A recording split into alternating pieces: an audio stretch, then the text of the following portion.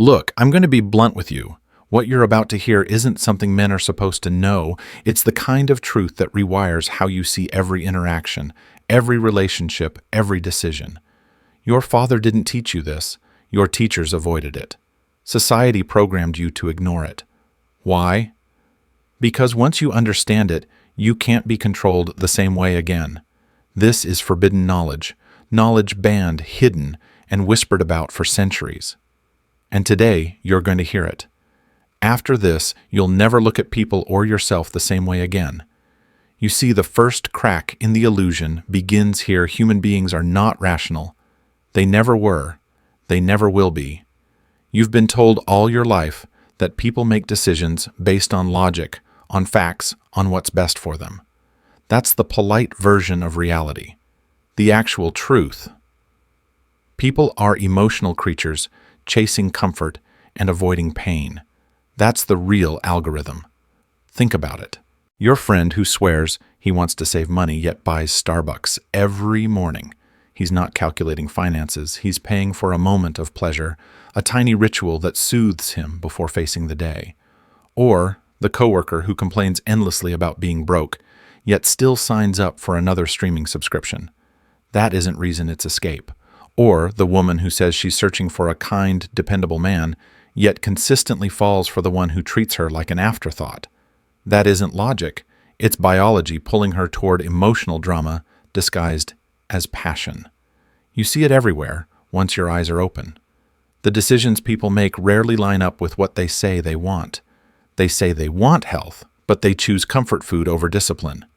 They say they want security, but they chase fleeting thrills. They say they want honesty, but punish the people who tell them uncomfortable truths. And then they wonder why life feels unfair, why things never change. The answer is simple. They're slaves to their feelings. Machiavelli knew this centuries ago. He wrote, "Men judge more by the eye than by the hand, for all can see but few can feel." What does that mean? That people don't choose based on substance, they choose based on appearance. On surface, on what makes them feel good in the moment. It doesn't matter if the facts are against you. If you can shape the perception, if you can stir the emotion, you win. That's why most arguments fail. You could stack up all the logic, all the evidence, all the bulletproof reasoning in the world, and still lose. Because people don't change their minds when you make them think. They change when you make them feel. That's why politicians don't campaign with spreadsheets.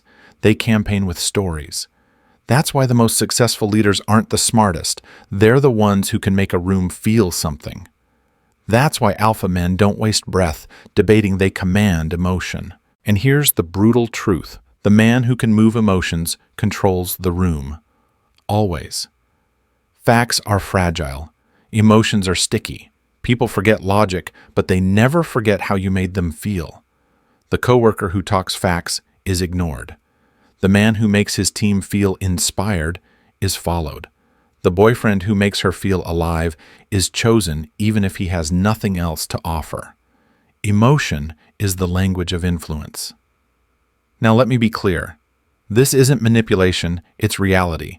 You don't win people with cold logic. You don't inspire action with charts and data. You shift lives by pressing the emotional triggers already inside them. When you understand this, you stop wasting time trying to be right in conversations. You stop exhausting yourself trying to convince others with reason. Instead, you become effective. You speak in the only language that actually matters, emotion. So here's your shift. Stop playing chess with facts. Start playing with resonance. When you talk, don't just deliver information, create a feeling. When you argue, don't just present evidence. Make the other person feel understood, respected, or even challenged. That's how you change minds. That's how you attract loyalty. That's how you lead. And yes, to those still living in the fairy tale of fairness, it sounds manipulative. But this isn't about trickery. It's about finally stepping into the way people truly work. It's about becoming dangerous in the best possible way. Because when you can move emotions, you stop being another forgettable voice, and you start becoming a presence people cannot ignore. Now that you see emotions rule people more than reason, you're ready for the next uncomfortable truth. Loyalty isn't sacred. It isn't unconditional. It isn't what you were taught. Loyalty in the real world is a transaction, an exchange of value. And when that exchange ends, so does the loyalty. You were raised to believe the opposite. Be loyal to your friends no matter what. Be loyal to your company because they'll take care of you. Be loyal to your partner even when she stops respecting you. Society paints loyalty as a noble badge of honor, but Machiavelli stripped away that illusion. He said, since love and fear can hardly exist together, if we must choose, it is far safer to be feared than loved. And that line cuts deep because it exposes what few dare to admit blind loyalty isn't strength, it's naivety. Think about it. That friend who only calls when he needs a ride but never shows up when you're the one in need, is that loyalty or usage? That company that calls you family until the next round of layoffs, was that loyalty or branding?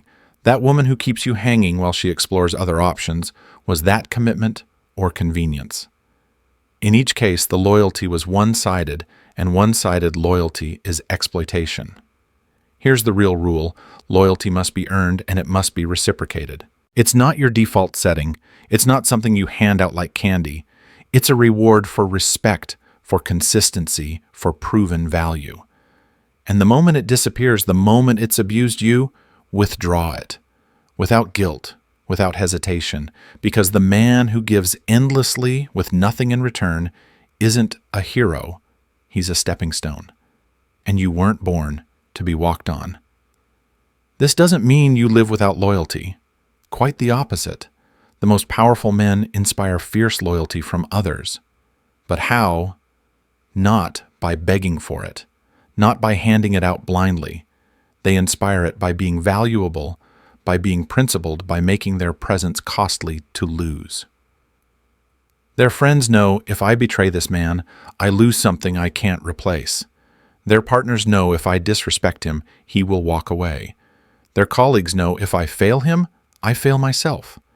That is the essence of selective loyalty: generous when earned, ruthless when abused.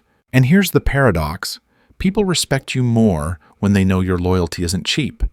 They value it precisely because it has a price. They understand that keeping your loyalty means treating you with respect, not taking you for granted. So remember, this loyalty is not about betraying others, it's about refusing to betray yourself. The masses will call that selfish. They'll say you're heartless, but the truth is they're just angry they can't exploit you anymore. And when you finally stop giving loyalty away without return, you stop being a servant and you start being a man others fight to keep close. If emotions govern people and loyalty must be earned, then the next truth falls into place. Conflict isn't an exception. It's the environment. Machiavelli said it plainly: war cannot be avoided. It can only be postponed to the advantage of others. Put differently, if you refuse to engage, you don't get peace. You give someone else the advantage. Look around. In business, someone wants your seat. In relationships, someone wants your partner's attention. In social circles, someone is testing your boundaries to see what they can take without consequence. Most men coast through life hoping to be left alone, but hoping is not a strategy. Preparation is. Train in peace for war. That means building strength when you're not under pressure, sharpening skills before the promotion opens, saving cash before the market turns, lifting. When your calendar is light, learning to speak with precision when there's no crisis. Preparation converts surprise into leverage. The man who is quietly ready rarely needs to prove it. Understand the battlefield. Conflict shows up in three arenas: status, resources, and boundaries. Status fights are about position: who leads, who gets credit, who commands the room. Resource fights are about money, time, and opportunities. Boundary fights are about respect: what behavior you will and will not allow. Most skirmishes are boundary tests disguised as something else. Read them correctly and you'll respond correctly. Establish rules of engagement. First, posture. Stand, breathe slow your voice. Calm is power. Second, clarity. State the boundary without story. I don't accept being spoken to like that. Third, consequence. Not threats, outcomes. If this continues, I'll step away from the project. The key is follow through. Consequences spoken and not delivered destroy your reputation faster than the conflict itself. Master escalation control, the ability to raise or lower intensity at will. Start low questions that expose behavior. Help me understand why the deadline changed without notice. If disrespect persists, move to firm statements. Here's what I will do. Here's what I won't. If the line is crossed, impose, cost, reassign time, withdraw access, walk away from the deal. Deterrence is built on predictable consequences, not dramatic speeches. Choose your battles with precision. Not every provocation requires a duel. Ask, does this advance my position? If yes, engage decisively. If not, conserve energy. Strategic retreat is not weakness, it's resource management. The strong are selective. The insecure fight everything. Use perception as armor. People attack what looks soft and undefended. Appear organized, consistent, hard to distract. Speak less. Answers slowly. Document agreements. The more disciplined your process, the fewer invitations you issue to chaos. Remember, predators search for openings. Structure closes them. Practice conflict drills before you need them. Role play the difficult conversation with a friend. Write the boundary sentence you will use under pressure. Script your first 3 lines for a public challenge. 1. Name the issue. 2. State your standard. 3. Specify the next step. Repetition beats adrenaline. Finally, hold the frame. You are not fighting people, you are enforcing standards. That shift keeps you cold, clean, and controlled. When a man consistently enforces standards, the world reorganizes around him. Tests become rare. Respect becomes reflex. You won't need to raise your voice. Your history will speak for you. Conflict doesn't make you cruel, it makes you clear. And clarity enforced is what turns a man from a target into a presence. We've walked through emotion, loyalty, and conflict. Now comes the hardest truth to accept. If you want real power, you must learn detachment. Not the absence of care, but the ability to stay unmoved while others drown in their own storms. Detachment is not coldness, it is control. Remember how emotions rule people. That rule cuts both ways. The moment your emotions rule you, you've lost the frame. The man who panics, who lashes out, who clings desperately, he becomes predictable, exploitable, and weak. The detached man, however, sees clearly. While others are blinded by pride, envy, or desire, he measures calmly and decides strategically. Think about the moments you regret most. Chances are they were decisions made in heat, words you couldn't take back, money you threw at the wrong opportunity, loyalty you extended to someone unworthy. All of those missteps had one thing in common. Attachment clouded your vision. You wanted it too much, feared losing it too badly, or trusted it too easily. Detachment would have slowed you down, stripped away the fog, and forced you to ask, does this serve me, or am I serving it? Detachment gives you optionality. The man who can walk away has leverage. In negotiations, he is dangerous because he cannot be cornered. In relationships, he is attractive because he cannot be caged. In conflict, he is terrifying because he cannot be baited into foolish reactions. The very act of holding loosely makes people hold on to you tighter. That's the paradox. The less you cling, the more others chase. But detachment doesn't mean passivity. It doesn't mean withdrawing from life. It means playing without desperation. You still pursue, still compete, still commit, but you do it from strength, not need. A general doesn't tie his entire fate to one hill. A king doesn't bet his whole crown on one alliance. Likewise, you don't chain your self-worth to one woman, one deal, or one outcome.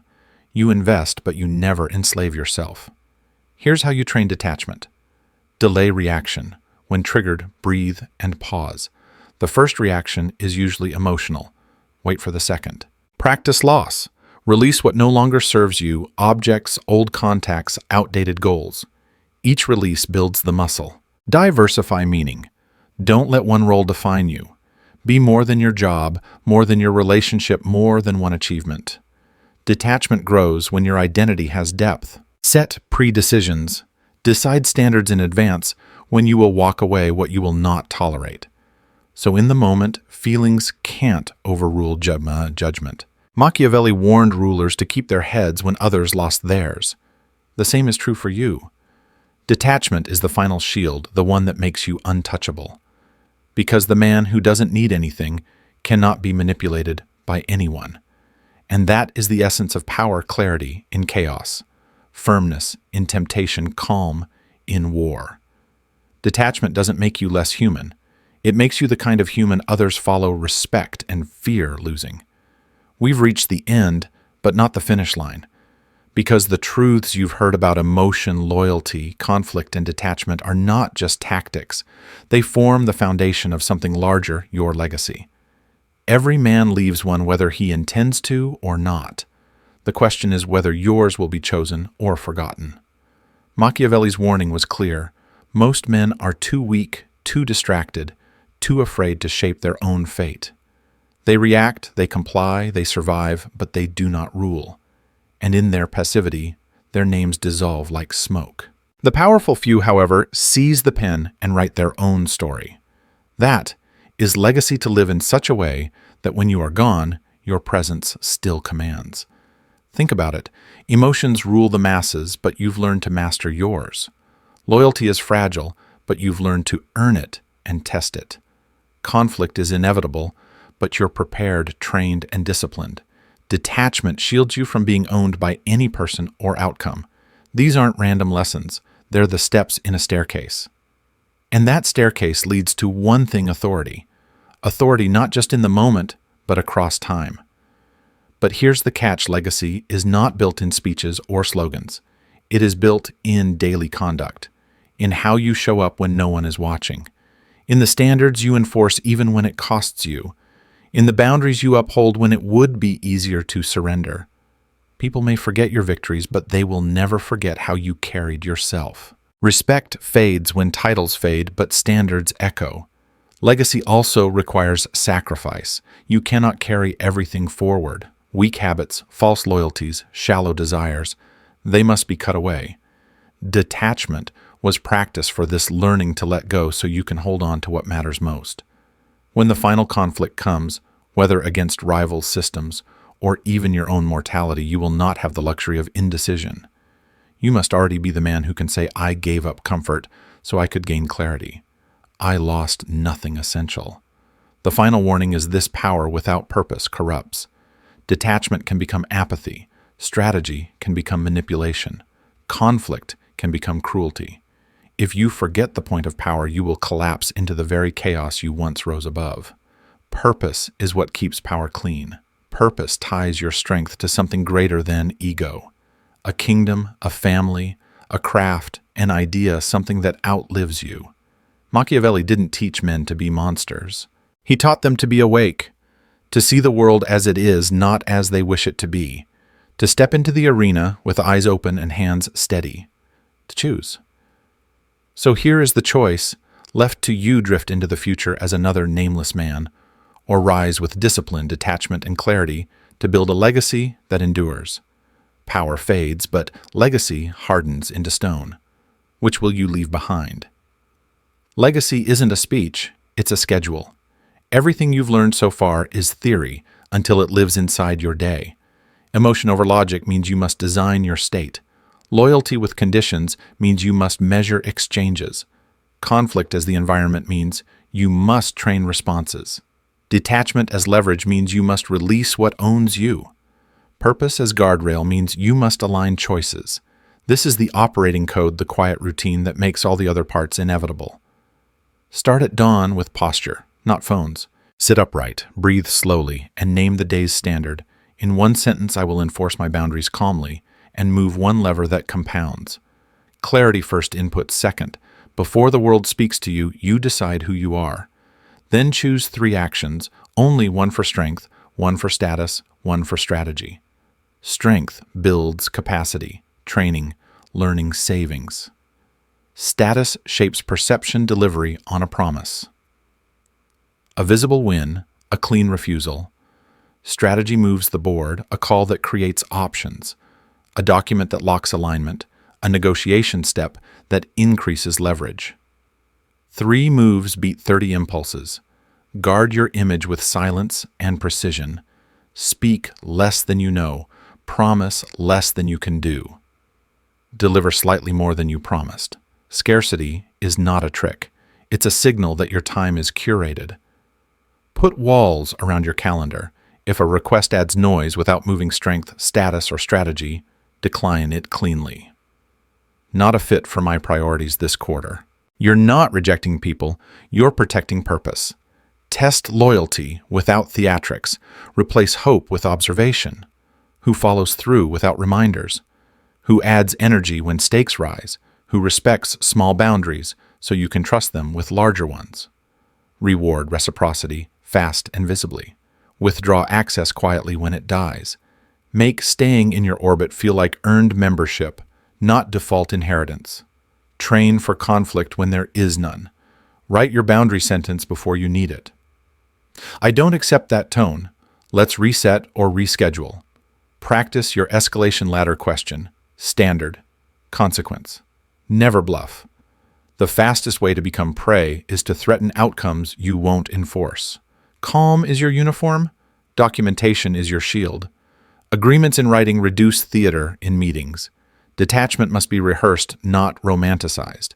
Build the muscle by releasing small things daily. An item you don't use a tab, you won't read a guilt that isn't yours. Set walk-away numbers for deals and deadlines before emotions arrive.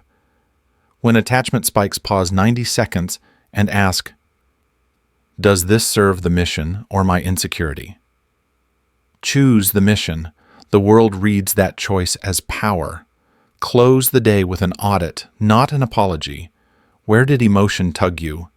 Where did you buy approval instead of respect? Where did you enforce a standard cleanly?